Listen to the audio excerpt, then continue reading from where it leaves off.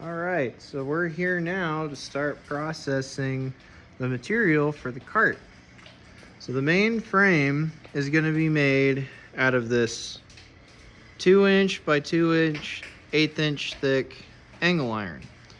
And what I'm going to do is I have two pieces here that I'm going to flush up with one another, add a tack weld right here, and then we're going to use my metal chop saw to cut the stock down to length. Right, so we tacked up the angle iron, the ends are nice and flush, and now we're going to gang cut 2 pieces at a time in the metal chop saw to start processing the stock.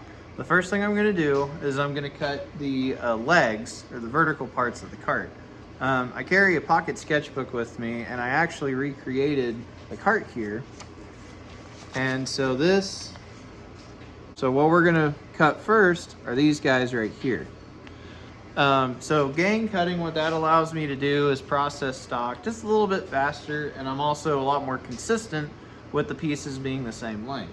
And now I'm gonna cut the legs, and then I'm gonna start cutting the frames for the shell pieces.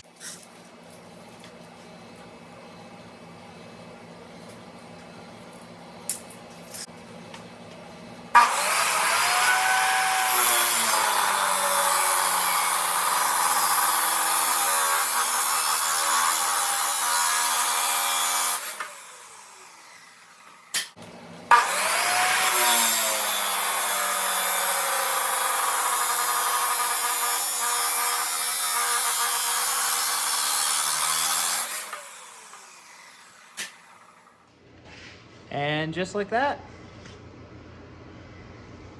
got 4 legs.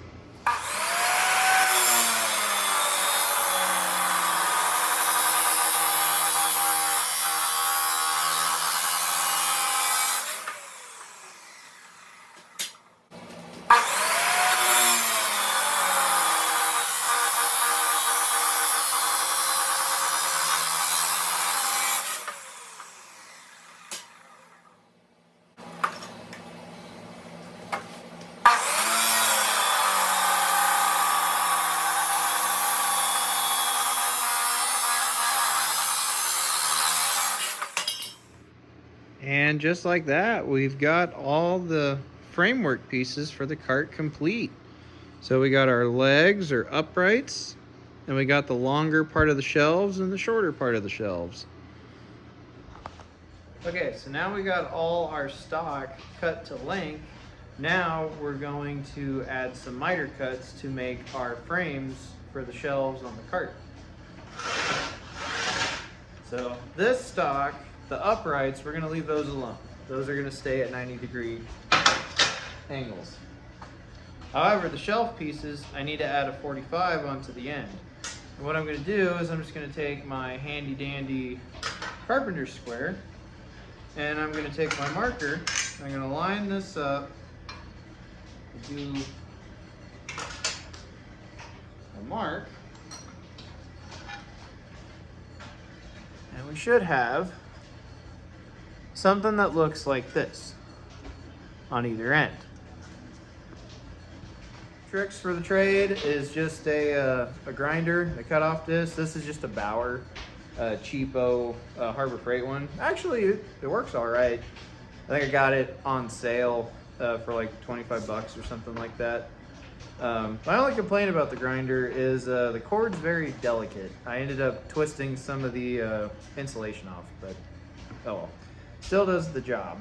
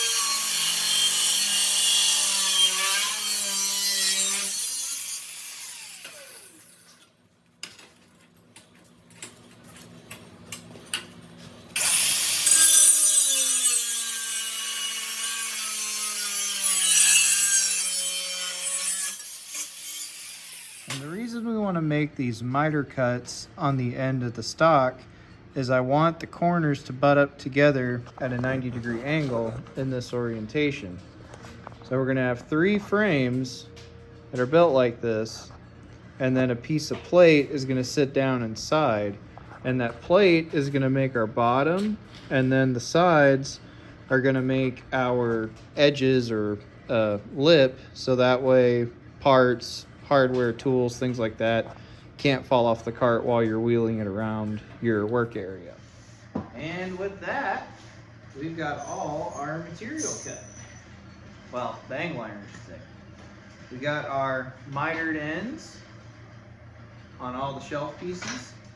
We got our uprights cut, so now we're done cutting and processing all the angle iron. Next up is going to be actually cutting some plate steel. It's going to make the bottom of the shelves. And before you know it, we'll be welding and assembling a cart.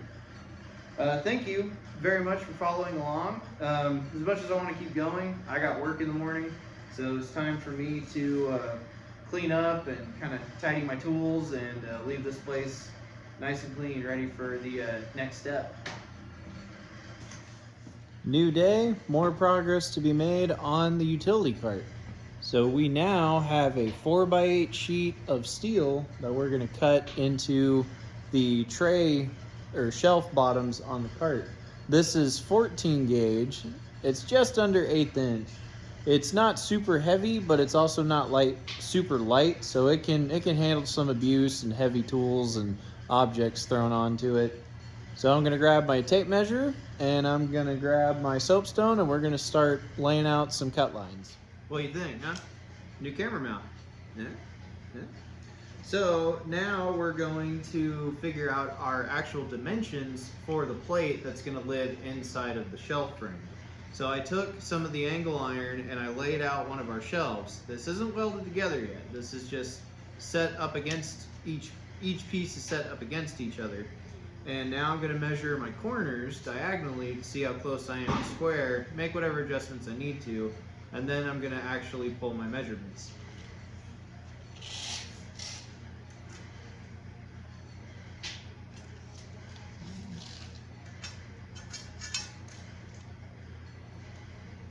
Hey, look at that. I actually got it pretty close. Okay, so now that I know that this is square, at least square enough for our purposes here, I'm now going to get my length.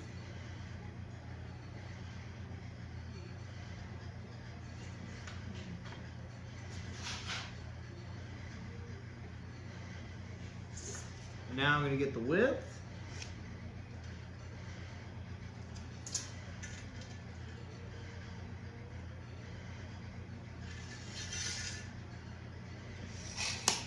Okay, now with that, I have the known measurements to cut out the steel. And a note on dimensions for this cart. I don't have any posted. I'm building measurements simply based off of the one that I built for myself at work, as that's what the client really liked. So I'm just copying that. However, I hope that if you decide, hey, that looks really cool, I'm gonna try building that. Well, first off, congrats, like totally go for it, man. Second of all, build it to whatever size you need. Make it however wide, however long, however tall. The beauty about this is it's infinitely scalable, and this is just one interpretation of it. You can come up with all kinds of different ways to build it.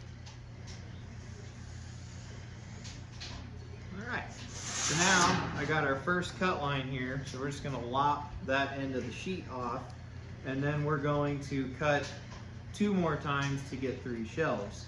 To do the layout lines, once I got my measurements, I just simply took my tape measure and I got the measurement that I wanted and marked it and just made a few corresponding marks referencing the end of the sheet. Before I did that though, I did check with a rafter square to make sure that the corners are square. It's hit or miss in my experience. I've run into sheets that are not anywhere close to square, and then I've run into some that are spot on. Fortunately for this project, we got lucky here and this one's nice and straight. So now I'm gonna get ready to cut. All right, so we're getting ready to make our first cut. And we're gonna use the grinder again. our handy dandy little bower. And we're actually going to use a straight edge to help us get a nice square cut with that machine. I don't have a plasma, I don't have any sort of long cut instruments. However, you can do a lot with a grinder. So I have a piece of the same angle iron that we're making the cart frame out of, much longer section, and we're going to use that to reference along our straight line and get a nice cut, nice and clean. Got my face shield handy, got some earplugs, because that gets loud going on that long of a run, and see what we can do.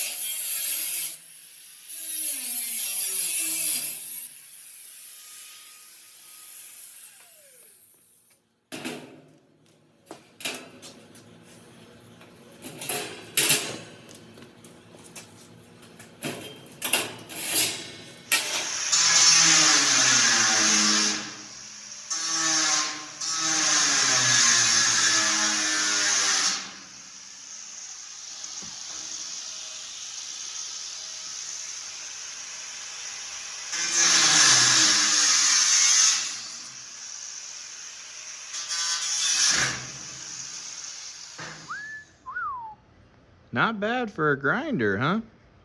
So now we got one cut done that establishes the longest part of the shelf base. Now we're gonna cut this into 3 pieces, and there will be the bottoms of the shelves. Well, I learned I can't math because I had to cut another strip off the sheet.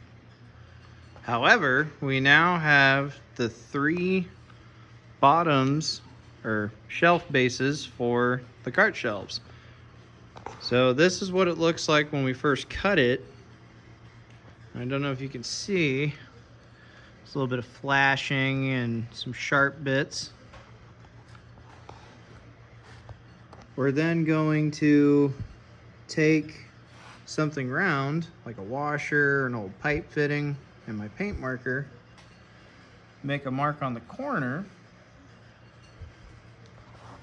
and then we're going to take the grinder and round off the edges and get rid of all that flashing. Well, look at that. We've got all the steel cut to make the utility cart. We've got the legs, we got the shelf frames, and we even got the bottom of the